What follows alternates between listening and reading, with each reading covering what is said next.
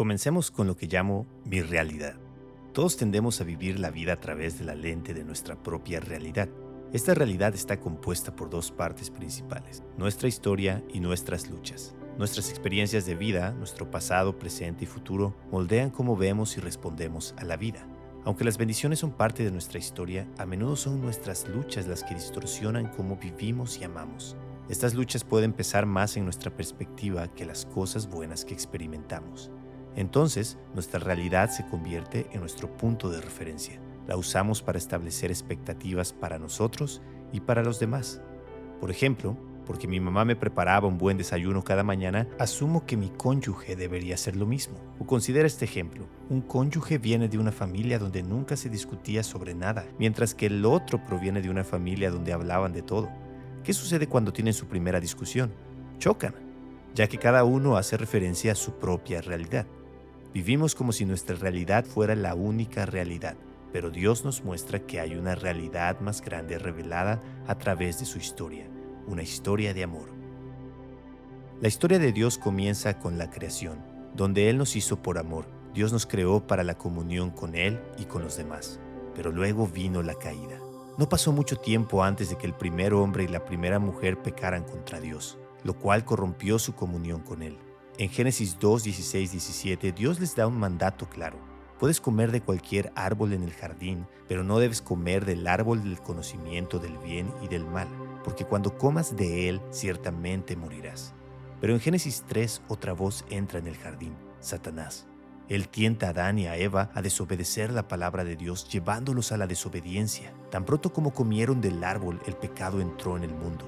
Y este pecado rompió su comunión con Dios. En lugar de amar a Dios, ellos se amaron a sí mismos. Y en lugar de amar a otros, ellos se amaron a sí mismos. Dios no nos creó para conocer el mal, pero desde ese momento el mal nos ha abrumado y dominado, causando quebranto en nosotros y a nuestro alrededor. El mal distorsiona nuestras relaciones, nuestra realidad y traumatiza nuestras almas. A causa de su pecado, Adán y Eva fueron separados de Dios. Sin embargo, Dios sabía que no podíamos rescatarnos a nosotros mismos, así que envió a su Hijo, Jesús, al centro de la caída. Jesús vivió la vida perfecta que nunca podríamos vivir y murió la muerte que nosotros merecíamos para que pudiéramos ser reconciliados con Dios. A través de este sacrificio, Dios nos unió con Cristo en una relación íntima e inseparable. Y además Dios derrama su amor en nuestros corazones a través del Espíritu Santo, como dice Romanos 5:5. Ahora Jesús es nuestra referencia y nos da el poder para amar a Dios y a los demás. Ahora, gracias a Cristo, podemos conocer y experimentar a Dios nuevamente. Piénsalo de esta manera: ¿alguna vez has estado en el aeropuerto en un día lluvioso y nublado?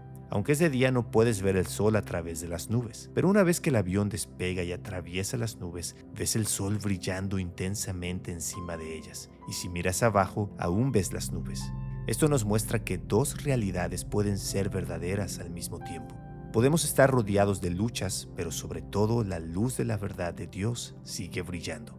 La mayoría de los cristianos luchan por entender cómo Cristo marca una diferencia ahora. Pero debido a tu unión con Cristo, siempre estás viviendo en la presencia de Dios, mientras luchas con la soledad y la sensación de no pertenecer, las promesas de Dios, mientras luchas con confiar en los demás y creer que las promesas de Dios se aplican a ti, y en el poder de Dios, mientras luchas con una sensación de impotencia, debilidad e incapacidad.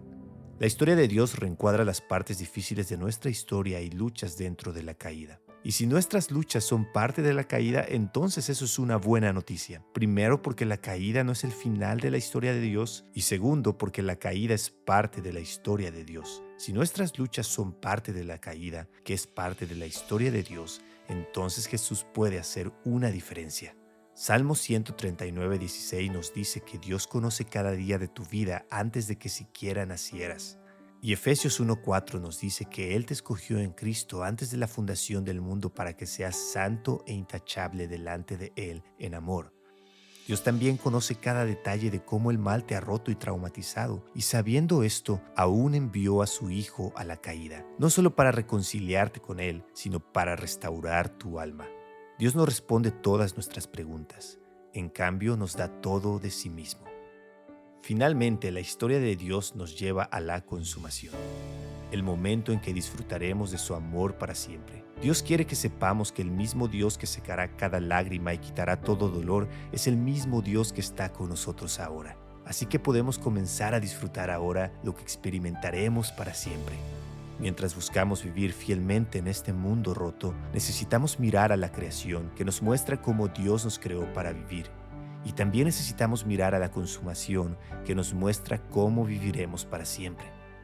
La gracia del Evangelio es que vivimos en la historia de Dios cuando habitamos en Cristo.